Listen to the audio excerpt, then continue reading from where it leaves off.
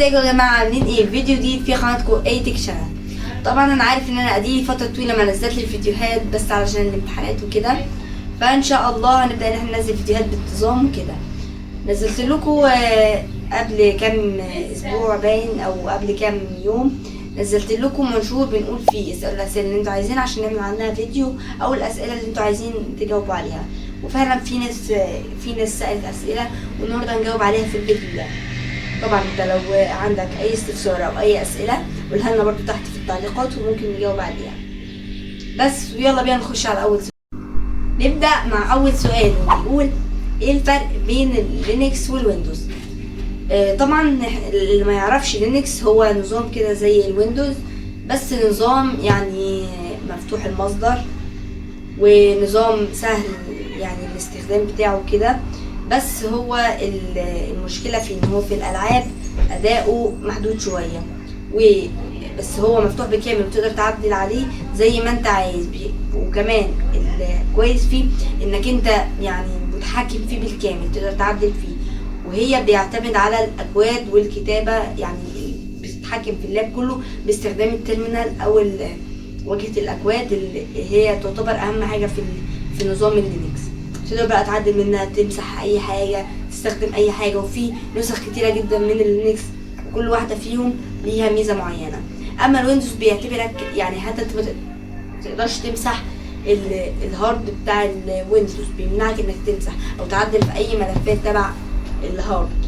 اما في اللينكس انت بامر واحد في التيرمينال بتمسح النظام خالص، النظام بيمسح نفسه بنفسه، بيعتبرك ان انت السودو او المتحكم في الجهاز بالكامل. طبعا هو الفرق برضو الويندوز لازم عشان تجيب نسخة اصلية لازم تكون مدفوعة وتشتريها، وتشتري طبعا بتشتريها اسطوانة يا فلاشة يا كده.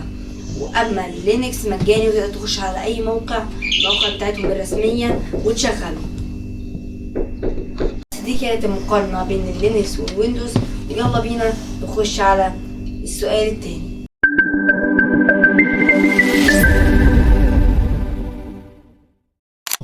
ونيجي للسؤال التاني بيقول ممكن نبدأ سلسلة البرمجة امتى؟ طبعا احنا بدأنا دورة فعلا، هي دورة ميد اب انفنتور، اللي بيخليك ازاي تقدر تعمل برمجة تطبيقات او العاب بسيطة او برامج رسام. بس البرمجة حقيقية زي الالعاب فعلا اللي تتنشر على اب ستور، او ممكن البرامج اللي هي بتكون برامج فعلا مفيدة وكده لسه ان شاء الله قريب جدا. فلو انت مهتم فعلا بالحاجات دي اعمل اشتراك ولايك عشان قريب جدا هننزل الدورة دي. وبس يلا بينا نخش على السؤال التاني.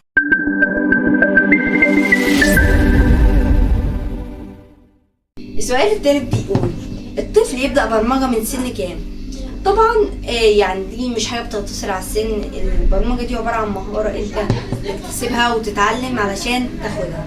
يعني مثلا من 6 سنين بيبدأ مثلا بالحاجات البسيطة وبالأساسيات وكده، ويعني مش محتاج ان هو يعني يبدأ بقى بالحاجات الكبيرة والأكواد وكده، لا لسه شوية. من 12 سنة بقى يبدأ يدخل في البرمجة بجد فعلا ويستخدم أدوات زي سكراتش أو بايثون أو الحاجات دي بيتبرمج بيها برضو، أو بيبدأ يخش في الحاجات الروبوتكس وحاجات التركيب وكده. بس مش الأهم هو السن، المهم إنك تبدأ وتكمل فعلا. بس كده نكون خلصنا كل الأسئلة اللي سألتوها.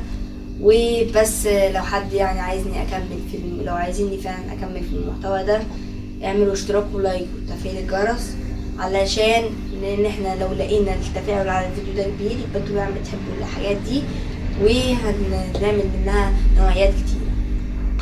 سلام.